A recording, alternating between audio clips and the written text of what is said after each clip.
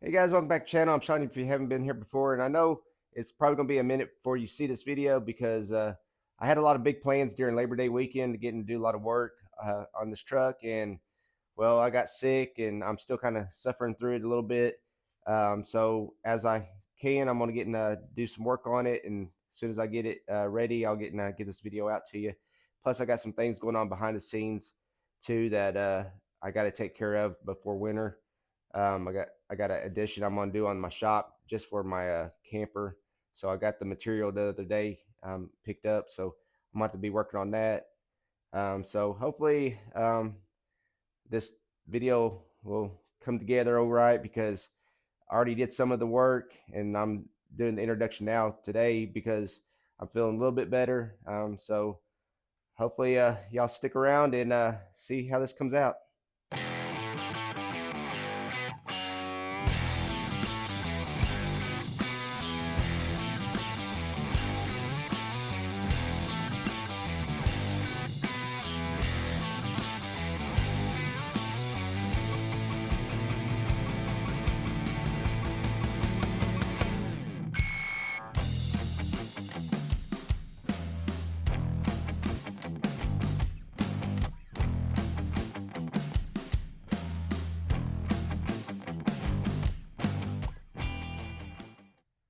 All right, I think what I'm going to do today is go ahead and remove this 9-inch rear end so I can get to all the places, the little crooks and crannies of the frame a little bit better.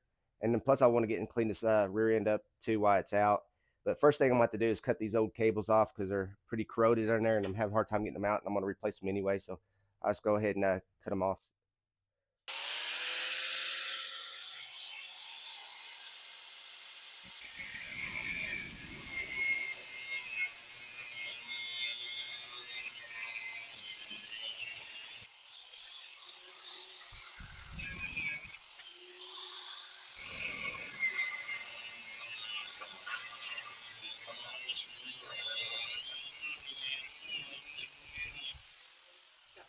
Okay, now I'm going to remove the shocks.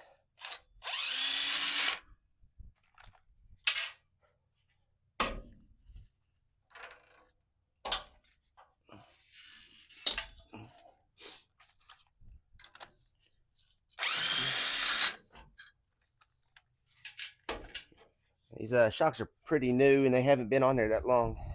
I think the former owner put them on there right before he sold it.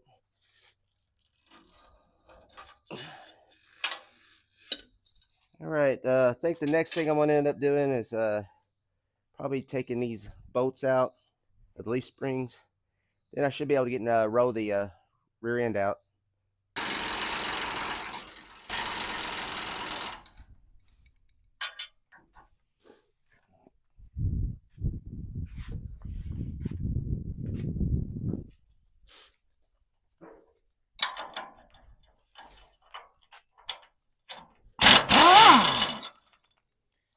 Well, one thing that's making it easier is the former owner put this um, drop suspension on the back side of this, so the bolts come out easy, but I think they weren't tight enough. Now I'm loosening them up, so that's kind of scary.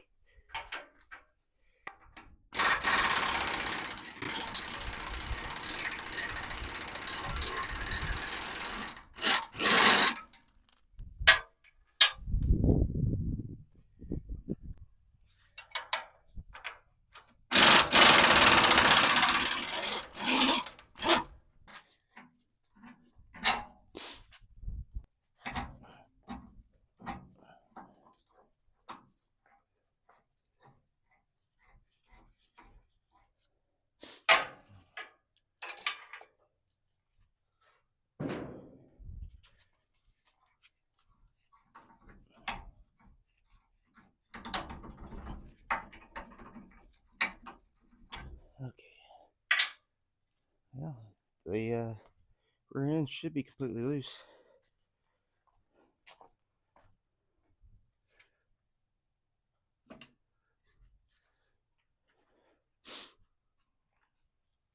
Okay.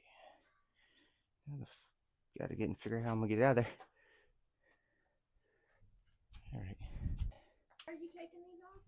Because the former owner, when they removed it, and I don't know why they needed to remove it, because when you do the drop shackles and stuff, you keep this original mount on here, but they removed it and they cut into it real bad, and it's really thin right here. I don't know if you see that, but cut into there. It's kind of cracking.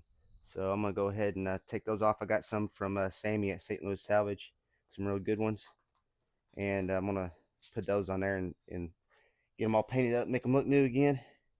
So slip these off, and maybe I can roll the rear end out from under here. Well, I guess they actually put something on tight. Let me get my wrench.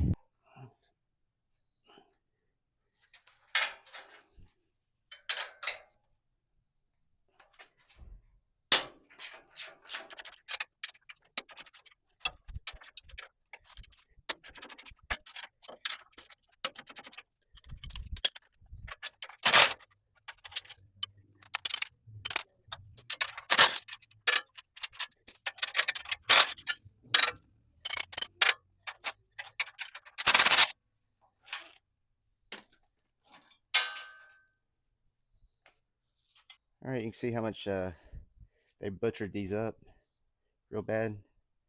Went right, split right through. So yeah, I want to go ahead and get these all replaced. Well, guys, as you can see, the video kind of just stopped. I lost the footage of me removing that rear end to this truck. So I thought I'd kind of fill you in what's been going on.